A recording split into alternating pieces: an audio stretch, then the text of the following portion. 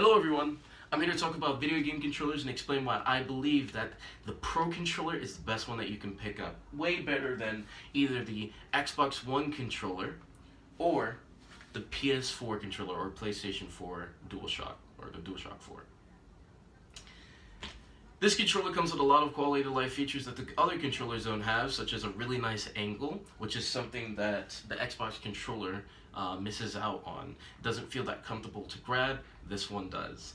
In addition to that, both of the controllers share a very similar problem, and that's the idea of these very small buttons.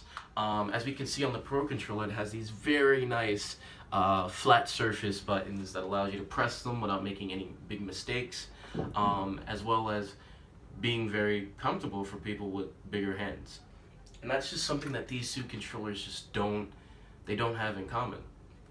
In addition to that, the biggest thing to come out of this whole thing is the battery life itself. This controller clocks in at 48 on a 6 hours charge, which is what the Frag Hero website mentions.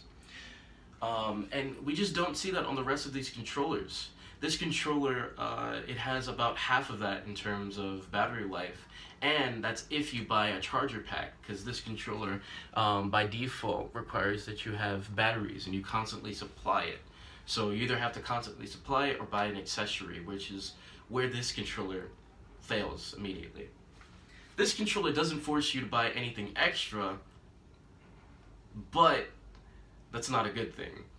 The battery life on this controller is actually the worst. Where this clocks 48, that clocks about half, so about 20. This one only clocks about 8. And sometimes I feel it's even worse. I feel like I always need to charge this controller, and I never need to charge this one. If you're going to pick up a console, make sure you pay attention to the controllers, and if you do, you know you have to pick this one.